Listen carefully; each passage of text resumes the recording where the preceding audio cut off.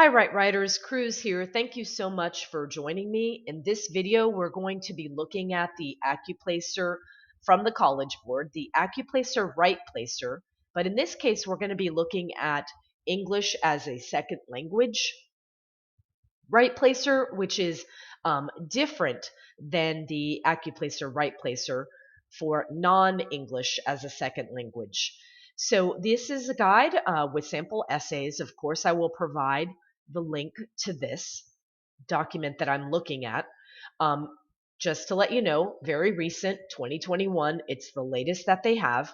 And so this video is really going to be looking at what the Writeplacer for ESL, what they're going to be looking for, and we'll also be looking at sample essays of students classified as English language learners, students who have English as a second language.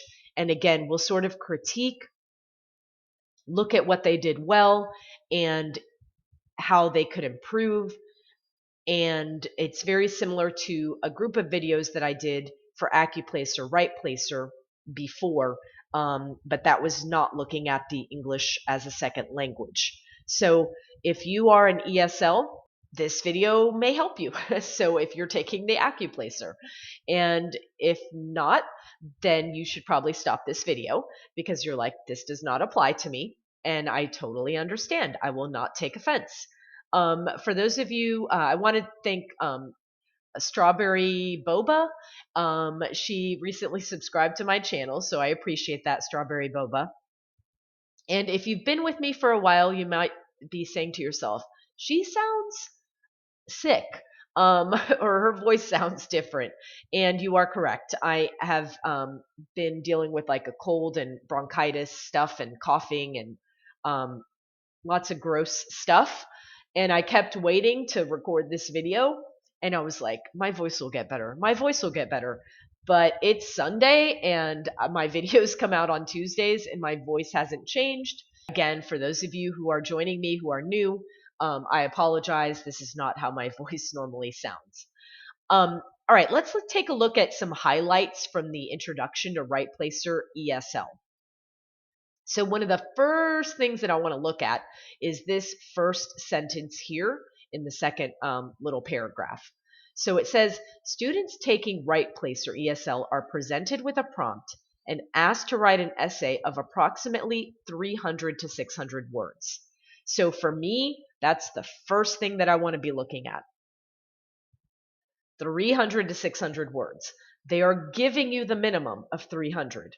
So if you're not writing 300 words, then you are probably not going to get the score that you want. So that is number one. It says Writeplacer ESL prompts are carefully designed to be culturally accessible to English language learners. They are short, free of technical or specific literary references, and do not require specialized knowledge. Students are asked to respond to the prompt by drawing on a broad range of experiences, learning, and ideas. With that said, this next part is very important right here. So it says essays are electronically scored and scores range from 1 to 6. This is definitely different from the Accuplacer Writeplacer, where the scores range from a 1 to an 8. For the ESL, it's 1 to 6. So we're going to take a look at some examples in the next video of some students, and we'll start with ones, and then we'll go from there, a video for each of the scores. So you should be seeing 6 videos coming up from score of 1, score of 2, 3, 4, 5, 6, just to let you know. This video is really just kind of going over the Accuplacer Writeplacer for English as a second language. The next thing I want to focus on is how am I going to be scored? This is super important. This is what I call a rubric. And you may have heard that term before in English classes, how you're going to be graded. How are you going to be scored? You want to know this ahead of time. with that said, first score connects with the word use. And as it says here, the extent to which you are able to accurately use a wide range of words and phrases. So I just want to focus on that part where they start with you. You, as a writer, are able to accurately use a wide range of words and phrases. So they're checking to make sure that you are not repeating words over and over again, because what that's saying is that you lack vocabulary in the English language. And that's how I'm interpreting what they're saying. Sentence use. In this case, it says the extent to which you are able to use a variety of sentence patterns with both independent and dependent clauses. So again, I want to just focus on the part where they're talking to you, the writer. You are able to use a variety of sentence patterns with both independent and dependent clauses. Now, if you are not sure what this is referring to, then this is not a good sign. And so I want to say you may need some grammar assistance in as far as what this is referring to. What independent and dependent clauses are referring to are the 4 different types of sentences in the English language. In English, there are 4, and one of them, the first one, the most basic, is the simple sentence. A simple sentence contains one complete idea, and it contains one independent clause. The second type of sentence is what's called a compound sentence, and a compound sentence is 2 or more complete ideas, or represents 2 or more complete ideas, and they use 2 or more independent clauses. The third type of sentence is what is called a complex sentence. And a complex sentence does mix independent and dependent clauses, but they only have one independent clause, and they can have more than one dependent clause. And then the last sentence, which is the most advanced type of sentence to write, is what is called a compound complex sentence. And that is when a writer uses 2 or more independent clauses with multiple dependent clauses. So again, if you are not sure what this is referring to, this is referring to the 4 different types of sentences in the English language. And so I wanted to make sure that you understood what that was referencing, because that's connected with how you will be scored. Grammar. The extent to which you are able to express ideas using grammatically correct English. Again, focusing just on this part, you are able to express ideas using grammatically correct English. So in this case, what I'm noticing or what I'm thinking of immediately is subject-verb agreement, understanding what subject-verb agreement is, and also understanding, past, present, and future tense. So using your verb tenses correctly of past, present, and future. Of course, there are other tenses, but I'm just sort of giving you an overview. And then the last one is the organization and development. And so in this case, it's stating the extent to which you are able to focus on the assigned topic and to develop ideas clearly. So stay focused, do not go off topic, stay on topic, and then while being on topic, you are still able to express and develop clear and concise ideas. So with that said, writers, this is how English as a second language writers are going to be scored with the Accuplacer Writeplacer.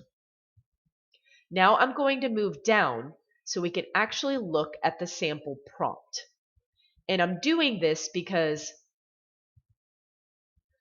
for those of you who would like to do a sample and take the time to write an essay, that's something that I would suggest that you do, is take the time to write it and then compare what you write to the different examples that are given from students who already wrote an essay with their scores. Because what this lets you do is you can compare and contrast. You can compare your essay, and it gives you maybe a measure of like, okay, if I were to submit this, this would be the score that I would probably get. And not that you would, you may just be able to figure out, well, I probably would get either a 3 or a 4. And again, that's why I encourage you to write an essay with this prompt. Keep in mind, writers, that this is very similar to the prompt that JR received or that JR practiced in previous videos that I did prior to this one. So if you're interested in that, that is, it basically was this. And this is the assignment. If you suddenly received a large sum of money, what would you do with it? Now, they do give a short passage to think about. And it's interesting because this is giving you some ideas to use in your essay.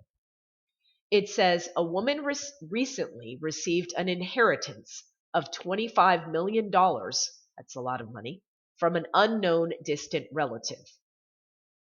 She cannot decide what to do. Spend it, save it, or give most of it away.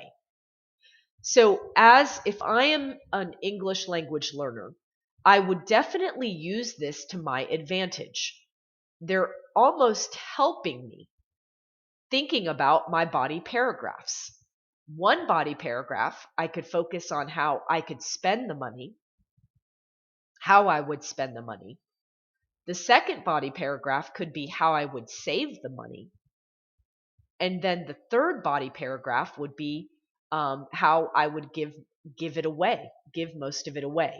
So I encourage you, writers, again, for my English as a second language learners, use this prompt or passage to help you construct your essay. And that is one thing that I would do. And again, do not worry so much about your introduction and your conclusion.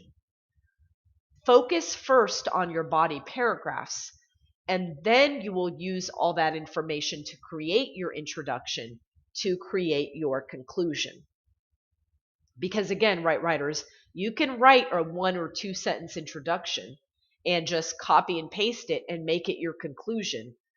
Spend most of the time, the bulk of your time, focusing on those body paragraphs, and then use the last 5 or 10 minutes to construct a 2-sentence intro and a 2-sentence conclusion.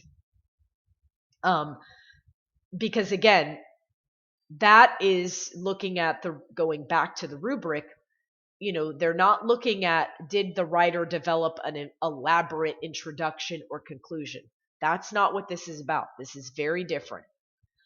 So I'm going to stop this video, writers, and I'm going to encourage you to go ahead, take out a timer, maybe give yourself about an hour, and go ahead and construct your own essay with this prompt. Then come back and compare it to the example essays and check to see where what score your essay would possibly receive. Thank you to Accuplacer Writeplacer from the College Board for providing this for us, these tools, so we can improve as writers. Okay, writers, take care. Hope you have a wonderful rest of your week, and I will see you soon. And I hope that my voice sounds a lot better in the next video. Take care, writers. All right, bye-bye.